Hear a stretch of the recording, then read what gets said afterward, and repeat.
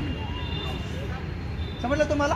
आता तुमच्या पोराला भेटणार नाही. आणि जर तुमच्या चार भावामध्ये एका जरी भावाने मात्र आता प्रमोशन घेतलं असेल तर बाकी कोणालाच आता प्रमोशन मिळणार नाही, कारण तुमची फॅमिली क्रिमिनल मध्ये गेली, असं त्याचा अर्थ आहे. की स्टेटमेंट दिलं, कोण दिलं? सर्वोच्च न्यायालयानं.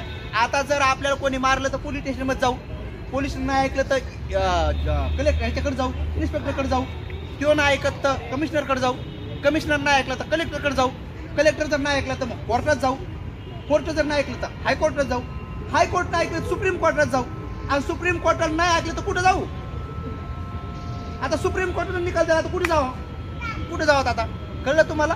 त्यामुळे सुप्रीम कोर्ट जर असे निकाल देऊ लागलेले आहे आणि त्यांनी सांगितलंय की आता जातीचं सुद्धा त्यांनी वर्गीकरण केलंय, म्हणजे आपल्याला SC ला आहे 12% रिझर्वेशन. सोप्या भाषेमध्ये जर एखाद्या विद्यापीठामध्ये 100 प्राध्यापक भरायचे असतील तर त्यांना 12 आपले भरावंच लागतात, याचं नाव रिझर्वेशन. 12 SC चे. मग SC चे भरताना त्यांनी आता काय सांगितलंय? ज्या जातीनं याचा फायदा घेतलाय आता त्या जातीचे भरले जाणार नाही, म्हणजे पूर्वीचे पहारांना बाजू टाकून आता मातंगाचे घेणं सुरू करतील त्यांना. आणि मातंगाला हिंदुत्व पसंत आहे, बाकीच्यांना सगळं हिंदुत्व पसंत आहे. समजू लागलं तुम्हाला की हा देश कसा, म्हणजे युनो मध्ये दाखवायचंय की आम्ही SC च्या जागा भरल्या, परंतु युनोला काय माहिती की महार बाजूला सारलेत म्हणून.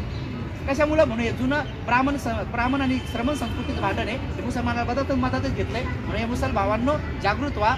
मस्जिदी तुमच्या हातातून चालल्यात, मग सांगा ना आता की बौद्ध विहार आहेत म्हणून, आणि एव्हिडन्स भेटतील. मला वाटते लवकरात लवकर त्या गोष्टी जर पुढे आल्या तर निश्चित स्वरूपामध्ये बौद्ध धम्म, म्हणजे बौद्ध धम्म असं बाहेरूनच नाही, बौद्ध धम्म जो आतून पोखरून टाकला त्याचं बी आपल्याला रक्षण करणं अत्यंत गरजेचं आहे. पवित्र अशा या दीक्षाभूमीच्या या पवित्र भूमीमध्ये बुद्धिवृक्षाकडे आपण अधिष्ठान करूया. जरी आपण संख्येत थोडे कमी असलो तरी चांगल्या कामाची सुरुवात, म्हणजे भगवान बुद्धाने उपदेश 5 जणांना दिला होता ना, मग नंतर करोड बनले, थांबले का नाही? वाढतच गेले ना. पण आजच्या क्षणी जास्त उपदेश नाही देता, एवढाच तुम्हाला उपदेश देतो. हे सगळे एव्हिडन्स, या सगळ्या गोष्टी जाणीवपूर्वक या देशामध्ये सुरू आहेत.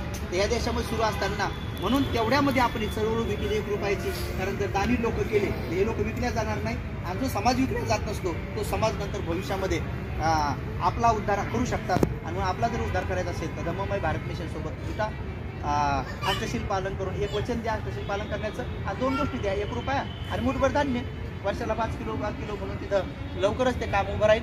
आणि ही गोष्ट मी 2005 पासून सांगू लागलोय. जरी मी चॅनल बनवलं 20 मध्ये, पण मी 5 पासून महाराष्ट्रभर 4 लाख किलोमीटर गाडी चालू फिरलेली मी अगोदर, आणि सगळ्या महाराष्ट्रात सांगत मला 1 रुपया त्या लोकांकडून हातवर करू घेतलेले धम्म परिषदानं. लोक म्हणजे कधी द्यायचे, वेळ आले तर द्या.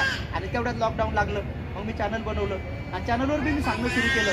त्यामुळं 25 वर्षाची तपश्चर्या आहे माझे धम्ममय भारत मिशन 1 रुपया सांगण्याची. आता आमच्या औरंगाबादमध्ये हे म्हटलं तर आमचे एक बिचारे माताजी आहेत, त्यांनी 5-6 हजार डबे काढले घरोघर नेले आणि 1 रुपया टाका मला आणून द्या. आता लोक तिकडेच द्यायला लागले. आता ऐक नाही अवघडच काम, कठीणच काम एक नाही. माझं म्हणणं आहे की त्या माताजीला 365 नका देऊ, मला 3 लाख रुपये द्या. तुम्ही कोण्या पण तिला 3 लाख द्या, 10 लाख द्या, लाख रुपये द्या, पण 365 फक्त जनरक्षण तिला द्या. कारण मी जे प्रोजेक्ट उभा केला आहे त्याचा फार मोठा लंबा विचार आहे. हजारो रुपये द्या, बाकी सगळ्या भिक्षुकांना दिलं पाहिजे, पुण्य आहे ते, देण्याबद्दल विरोध नाही, पण 365 दुसऱ्यानं जर दिलं आणि मग जर हे डिवाइड पैसे झाले इकडे तिकडं तर मग काम होणार नाही. म्हणून एकाच जागी जर समजा अधिष्ठान केलं, एकाच ठिकाणी जर केलं तर दुसऱ्या कामासाठी आपण सगळ्यांना सपोर्ट करा, निश्चित करा. परंतु 365 जो प्रोजेक्ट आहे, मुठभर धान्याचा जो प्रोजेक्ट आहे तो भिकू गँडरशी थेरो यांनी सुरू केलेला आहे. मी मेल्यानंतर मग त्यांच्या हवाले आपण हे करून देऊ, किंवा जी जिवंतपणी ज्यांना कोणाला असं वाटतं की हे काम करावं ते त्यांनी येऊन हे सगळं करू शकतात. म्हणून उपासकांनो, तुमच्या सगळ्यांच्या कानावर ही गोष्ट मी वारंवार टाकत आहे. तर आपण निश्चित स्वरूपामध्ये आपण जमीन पण विकत घेतलेली आहे. मी तुमच्या लक्षात यासाठी आणून दिलं की ही जागा आपल्या नावावर नसल्यामुळं काही गडबडी होतात. चैत्यभूमीचे आपले पैसे तिकडे काऊन चालले, कारण की ह्या जागा आपल्या नावावर नाही, 7-12 नाहीत. आणि आता पुन्हा जर आपण अशा जागा धरत गेलो, पुढं जागा धरल्या तिथं विहार बनवत गेलो, आधी जर शाळा बनवत त्या शाळा तुम्हाला वाटते का गव्हर्नमेंट ठेवून म्हणून ते तोडून टाकतील. म्हणून धरलेल्या जागेवर शाळा होत नाहीत, कॉलेज होत नाहीत, दवाखाने होत नाहीत, त्या वृद्धाश्रम काय जे म्हणायचंय. म्हणून भारतभर जरी पोस्टर व्हायरल होत असले, माझ्या व्यतिरिक्त जर भारतभर जरी पोस्टर व्हायरल होत असले की आम्ही हे करत आहोत, तुमचं काम आहे पहिलं जे पोस्टर व्हायरल होतात त्यांना पहिलं प्रश्न विचारला पाहिजे की बतेजी किंवा माताजी किंवा अण्णाजी काकाजी उपासक बी व्हायरल करू लागलेत तर म्हणा तुम्ही जे काही काम हातात घेतलं तर निश्चित आम्ही तुम्हाला मदत करू, पण तुमच्याकडे जमीन कुठे पहिला आम्हाला दाखवा. आणि ते म्हणते ही जमीन आमची आहे तर नाही म्हणा 7-12 दाखवा पहिला, अशी धरली बिरली असं नका दाखवू, 7-12 दाखवा म्हणा. म्हणून 7-12 दिसल्याशिवाय पैसे देऊ नका. बाकी तुम्ही भोजन द्या, दवा द्या, कपडा लत्ता द्या, सगळं द्या, पण पैसे जर द्यायचे असेल तर 7-12 पानं सुरू करा, नसता तुमचे पैसे तुटणं सुरू होतील. माझ्याकडे कालच एक इंजिनियर आले होते, 10 दिवस माझ्याकडे श्रामणेर झाले. मी बिमार असताना त्याच्याच घरी जातो, ते हटकर साहेब.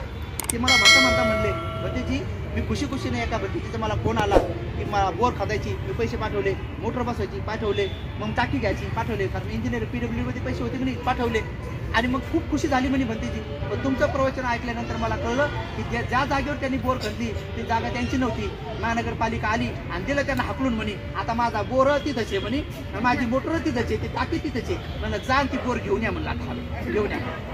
मग ते म्हणे भंतेजी तुमचं खरं समजलं, तर अतिक्रमणाच्या जागेत आज ना उद्या ना परवा कधी ना कधीतरी ते तुटणार म्हणजे तुटणार आहे, काही ना काहीतरी हे करणार आहे. म्हणून तुम्ही घरं बनवताना येणे 4D बघता, येणे लेआउट बघता, तुमच्या घरं बनवता का हो, महानगरपालिकेच्या सुविधा मिळतील, लाईट बीट नाही मिळणार नाही, म्हणून तुम्ही आपले घरं बनवताना लिगल बघता, पण मात्र विहार बनवताना काऊन अनलिगल करू लागता. आणि म्हणून अनलिगल विहार नका बनवू, अनलिगल कुठेही नका करू.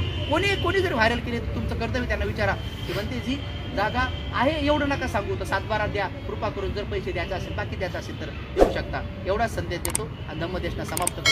सर्वांचं मंगल हो, सर्वांचं कल्याण, सर्वजण सुखी हो. आज आपल्या सगळ्यांसाठी काही कॅलेंडर आणलेले आहेत, जर कोणाला टाकले तर मासिक पण आहे.